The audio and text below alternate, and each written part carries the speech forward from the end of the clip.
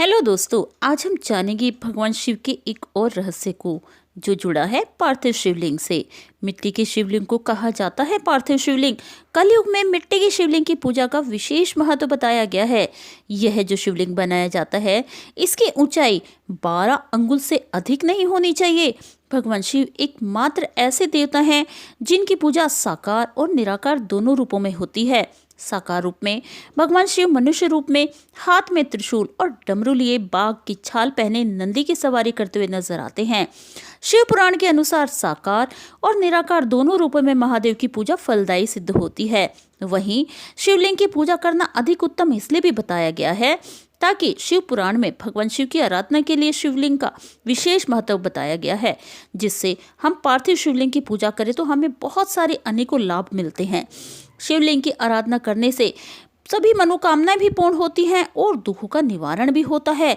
देवलिंग, असुरलिंग, अर्शलिंग, पुराणलिंग, मनुष्यलिंग, स्वयंभूलिंग कई प्रकार के शिवलिंग होते हैं तथा इनका अलग अलग महत्व और प्रभाव भी होता है। लेकिन शिव पुराण के अनुसार पार्थिव शिवलिंग का विशेष महत्व बताया गया है। मिट्टी का शिवलिंग किस तरह से बनाना चाहिए और शिव पुराण में इसका क्या महत्व है, आइए जानते हैं।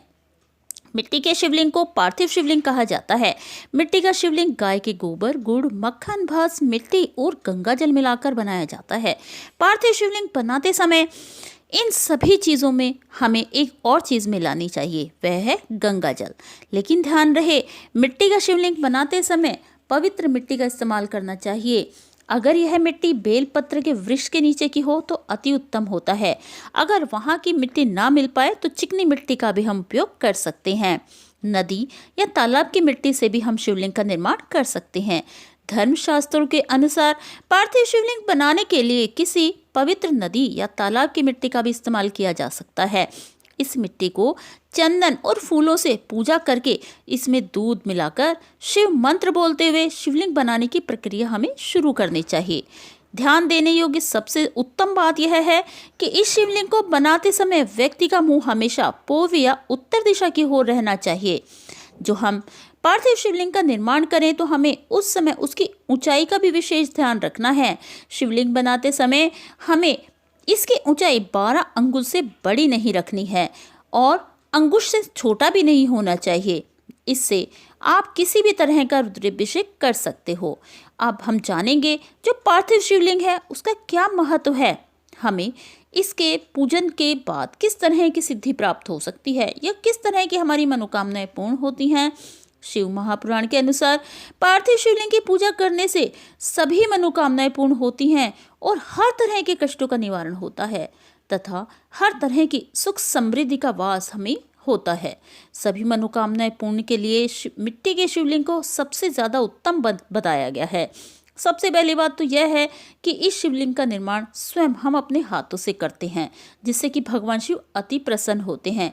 जो भी भक्त मिट्टी का शिवलिंग बनाकर पार्थिव शिवलिंग का पूजन और अभिषेक करता है, उसकी सभी मनोकामनाएं पूर्ण होती हैं और उसे विशेष फल की प्राप्ति होती है। शिव पुराण में पार्थिव शिवलिंग का विशेष महत्व बताया गया है और इसके साथ साथ पार्थिव पूजन से जुड़ी हुई एक पुरानी कथा का भी उल्लेख किया गया है। भगवान शिव का पार्थिव पूजन सबसे पहले भगवान राम ने किया था।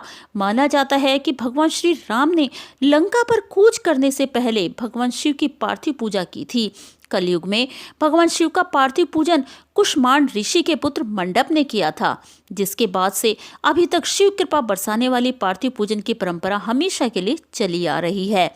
यह भी कहा गया है कि शनिदेव ने अपने पिता सूर्यदेव से ज्यादा शक्ति पाने के लिए काशी में पार्थिव शिवलिंग बनाकर उसकी पूजा की थी।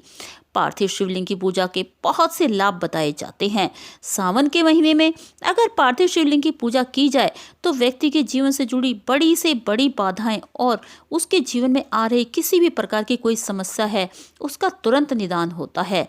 पार्थिव शिवलिंग की पूजा करने वाले शिव साधक के जीवन में अकाल मृत्यु का भय भी दूर हो जाता है। शिव पुराण के अनुसार पार्थिव पूजा करने वाले साधक को भगवान शिव के आशीर्वाद से धन धान्य, सुख समृद्धि और सौभाग्य की प्राप्ति होती है। यह सभी सुखों को भोगता हुआ अंत में शिवलोक को प्राप्त होता है। दोस्तों, आपको यह जानकारी अच्छी लगी तो लाइक कीजिए, शेयर कीजिए और मेरे चैनल को सब्सक्राइब कीजिए। ओम नमः शिवाय, ओम नमः शिवाय, ओम नमः शिवाय।